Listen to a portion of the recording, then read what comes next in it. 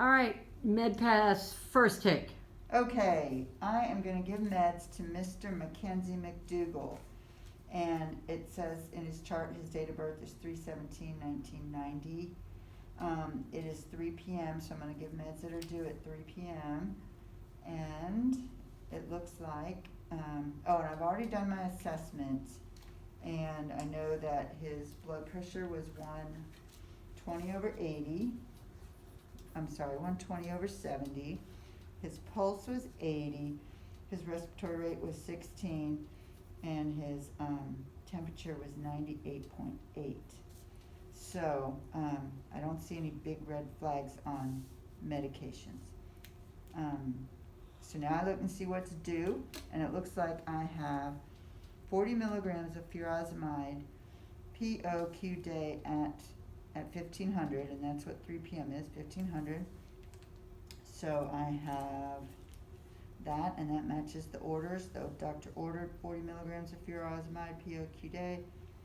Okay, and so I pulled that, and this says furosemide 40 milligrams PO. It's one tablet. It's not expired. It's got his name on it. Right patient, right dose, right time, right route. So I should be good there. And then he also stated during assessment that he had pain of 6 out of 10. So I looked, and he can have morphine, 3 milligrams IM every 4 to 6 hours, PRN, pain 6 or greater out of 10.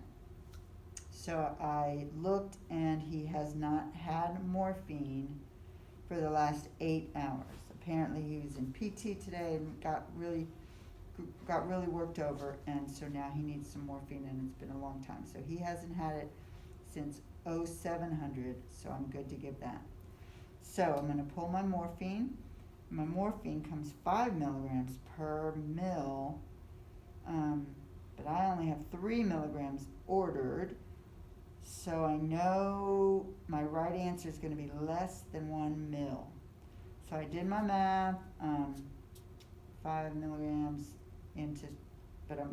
is delivered, but I need 3 milligrams, so I'm going to give him 0.6 milliliters of this solution in order to deliver 3 milligrams of morphine. So for this, I am going to need some alcohol for the bottle and for his body, and I'm going to need a blunt needle to draw it up, and a syringe, and then I'm going to do a 25 gauge 1 inch needle for IM. I could do 23 to, well, and I know Tom's PowerPoint said I could do an 18 gauge for an IM, but I think that's mean, and he's not that big a guy. I'm going to go with this 25 gauge. You don't want a core of skin coming out with it. So, so now that's your first check, right? Yep. Okay. So that's my first check. I feel pretty good about it. Again, the morphine, I checked it. It's got his name. It's not expired. It's what's on the MAR. It's, it will be the right dose when I draw it 0.6. And it's for IM use. It's not oral, so I have the right route. So I think I'm good to go. So I'm gonna call my instructor and do my second check. Okay. Instructor here.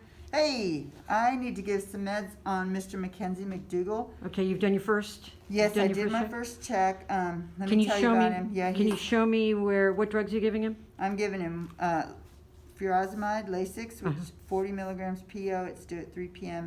and we're at 3:10. Can you show me the order? Oh yeah, the order's right here. Okay. All right. 40 milligrams of furosemide POQ day. Okay. And I pulled that. It's right here. That's fine. All right. So you did your first check, and you are ready for your second check. Yeah. Okay. So tell me about the patient. So you want me to tell you about him? Okay. So he is here for he broke his hip, and he's here for rehab. Okay. But he also has a history of hypertension and CHF. Okay. And I'm pretty sure that's why he's on this furosemide, because his blood pressure's okay, but his feet and ankles have been pretty swollen. Okay. And he's got a few crackles in the bases. I think it's probably more for his CHF than his hypertension right now. Okay. And So that we're talking about furosemide now, Yep, right? Okay, furosemide. all right. Mhm. So Which it's is what- also known as Lasix. Okay, And and what's it gonna do to him? it's called a loop diuretic. Uh-huh, So it's gonna, well, in simplest terms, it's gonna make him pee. It's gonna pull It's fluid gonna- out of the tissues, and increase urine production.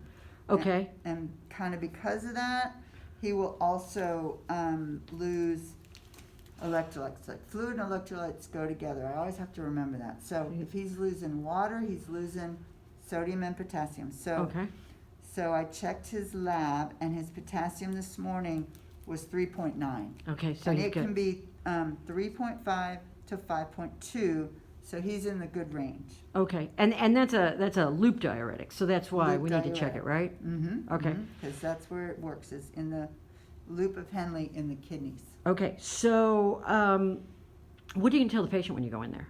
How are you gonna teach him? Well, I'm going to tell him that this is going to make you pee. So always call and be careful getting up, and don't try to get up on your own. I know this is the first dose of this med, so it's late in the day, but I'm telling him that going forward, we're probably going to give this in the morning, because you don't want to take this at night. You'll be up all night having to go to the bathroom. Okay, great. Now tell me about the morphine. The morphine is an opioid analgesic for pain.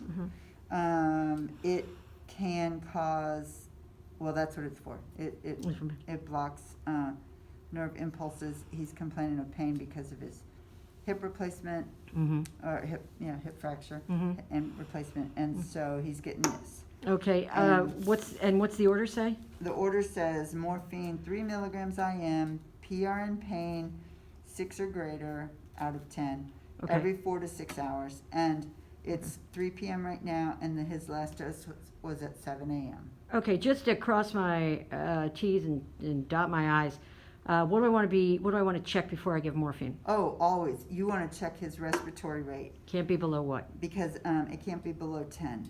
Can't be below 10 or 12? 12. It 12. Can't be Below normal. I think in even numbers, and under 12, so 10 and below would be bad. There you go. And There you go. And And then what about and the, when I checked him he was 16. Oh, that's perfect. So that's okay. And then another thing we need to be careful of is constipation, because it will kind of slows down your GI tract.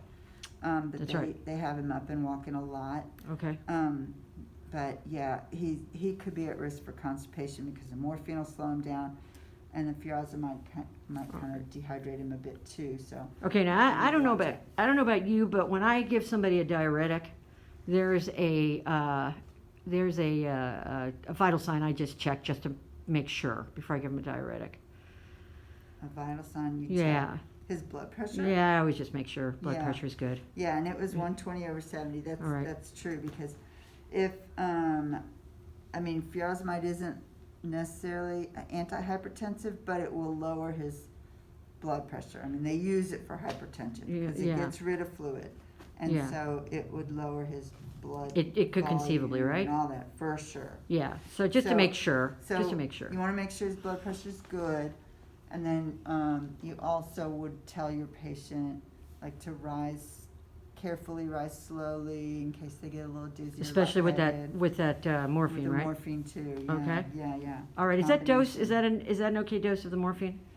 That's kind of a smallish dose, and it's fine. Okay, okay, It it'd probably could be knock good. you and me out, but for him, For sure. But for somebody in 2 to pain, it's not 5 gonna, would be good, and his is 3, so it's kind Okay. of right in the middle there. all right, you think you're ready to go in and give it? Oh, let's draw it first. Let's go ahead and draw it Yeah, up let's first. draw it out here. Okay, because he did request So it. I have done my hand hygiene, and Do you have to have gloves when you draw it I don't up? need gloves to draw it up, but I definitely need gloves to administer it. Why is that? Why is that? Best practice. It gives the patient some comfort. Like, they don't know where my hands have been, so if I Yep. got gloves on, that looks good. But it's really for Plus, you, it's right? to But it's really protect for you. me. If I stick him and there's blood, exposed, which can always happen, then I have gloves on and I'm protected. Okay, so let's go ahead and draw it up. Okay, so this is not been opened, but, I'm still gonna, this is really just kind of a dust cover. So I'm still gonna do that and clean it for 10 to 15 seconds. The longer the better. And then let that dry. Okay. And while that's drying, I have, I had done my math, like I said, and I'm gonna give 0.6 milliliters, which will deliver 3 milligrams of morphine. So I got a 3 milliliter syringe for that, and I got a blunt tip needle because that, you know, will make the IM shot a little more comfortable if I don't use the sharp one to go through this rubber cap. Okay, so that's dry, and I'm going to pull back 0.6 of air, put it into my vial, and I don't want any bubbles. Some meds, super important. You know, I don't want it to alter the dose, and it's a narcotic, and I want my instructor to check that that's the right amount, Okay. right drug. Now, do you think you'd ever find morphine in that big a vial? Nope, You'd never find it in that big Never. a vial. never, never, never, and you likely wouldn't find any multi Any multi, anymore. not morphine, because we're Okay, gonna so waste this is it. a blunt tip needle, but still best practice is to scoop it, and then once it's covered, I can snap it on there. Okay, and then, I might keep that. Then I am going to, take that off. Okay, and she's gonna throw it in the sharps, Yep, right? But for right now, she's just gonna I leave don't that have there. one in here. But yeah, it says blunt, but it goes in the sharps. Okay, and 'Cause then it's still I- sharp. Right, and then I put on my IM needle. What kind did you choose? I chose that 23 gauge 1 inch. 23-1, okay. Now, I would label this syringe with some tape, and we don't have any here, but most places would have tape. And I would label the syringe with some tape, and I would write the dose of morphine. I would put 3 milligrams. I am patient initials, date and time, and then, you know, if anything happens and whatever, something comes up, they know what this is. I'm not gonna put 0.6 milliliters, cause that doesn't mean anything to anybody. 0.6 milliliters of what, right? So that's what I would do. Okay, so now I have that. I have my Lasix, I have my MAR, I have my alcohol. I have been cleared by my instructor. If we were in the hospital and I used a partial dose, there's a special place in the med dispense where you waste narcotics. And you'll do it with another And we would- associate who sees you do it We would get with another narcotics. nurse, and it would be a witnessed action. Like, I would put my initials in the med dispense, and the other RN would put their initials in the med dispense. And that's only with narcotics at this point that we have to worry about. There's a couple other Yes. things, but Yes. narcotics are Narcotics. for sure. All right, you ready to go Um, in and see him?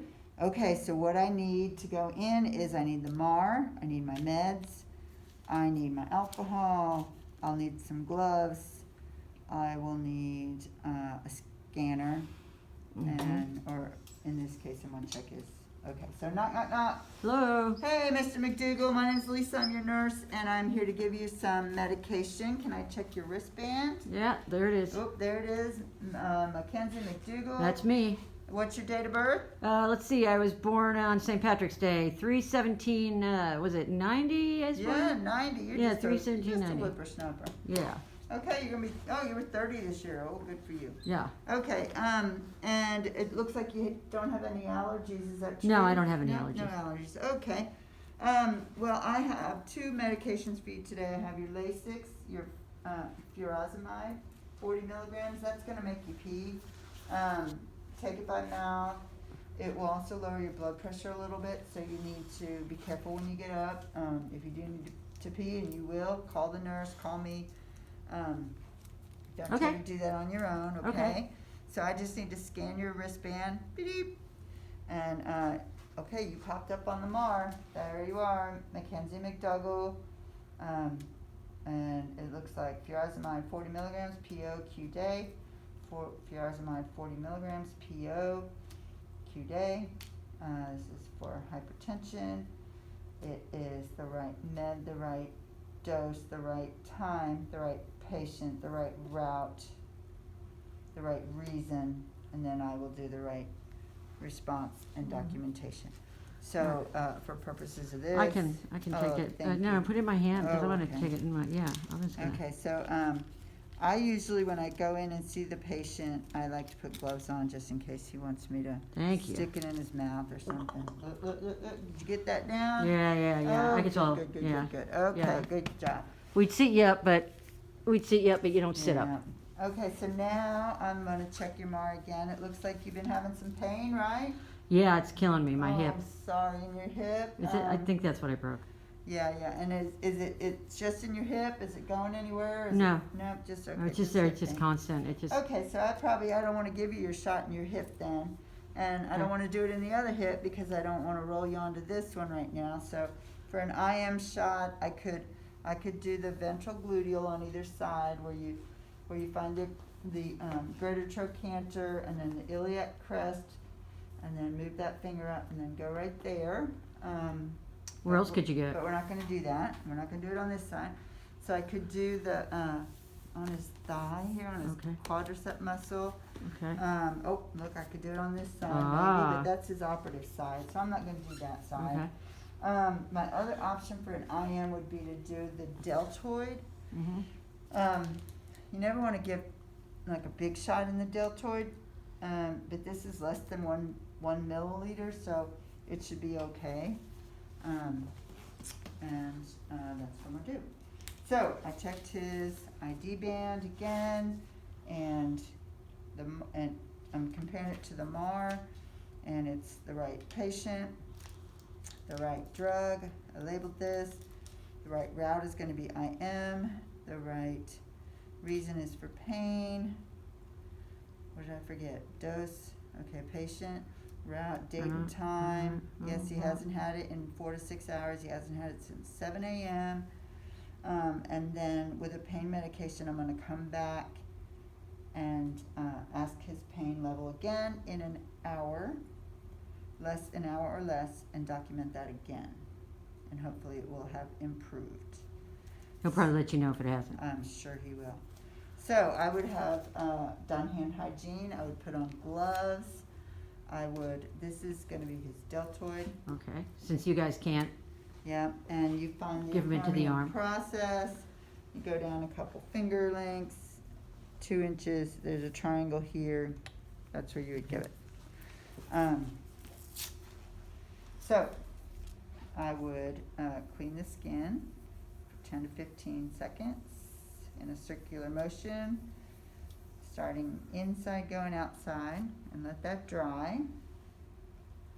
And then, it's hard on this little one, but I would Z-track this, so which means I would like pull his skin to the side, inject it, and then let it kind of snap back, and it seals it off in there. So for this, you're gonna need to lift the needle guard. Sorry, I changed.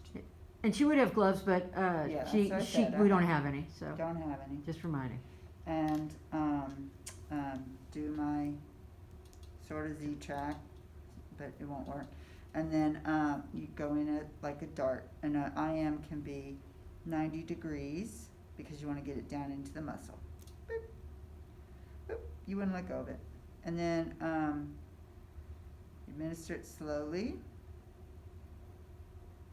Wait a couple seconds. Pull it out at the same angle. Flip your needle guard and go straight in those sharps that we don't have. Okay, Sharps is over there, yeah, she got it, no, I'm Yeah, just saying, oh, it's good, over there, good. it's out of reach.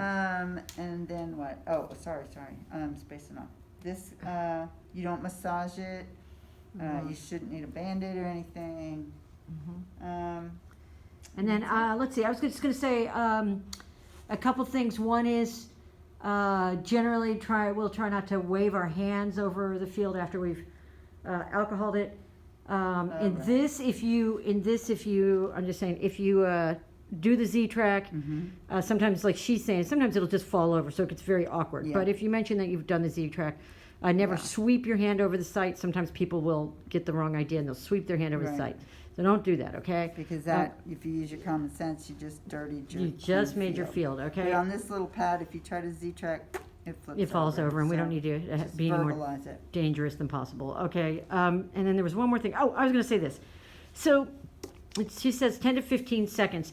And what I like to say is just that let's try for 15, because no matter what we do, we can never, ever do it enough to be clean. So if you think you did it for 15 seconds, you probably did it for 5. Yeah, that's true. So if you keep 15 seconds in your head, you will at least be close to the mark Yeah. of how long you're going to be It's good putting advice. that alcohol on there, Yeah. okay? And you're going to let it dry completely, because the drying of the alcohol serves 2 purposes. Do you know it, Lisa? One, it won't sting as much. Yep. And as it dries, it desiccates Oh, the germs, yeah. and it also, it kills. As it's Kills the drying, it germs. kills Mhm. and it desiccates. It dries them up. It dries the germs up. Mhm. Okay. But I think you did a really good job on your med administration. Well, thank you. I think one day you'll be a nurse. I hope. I hope so too.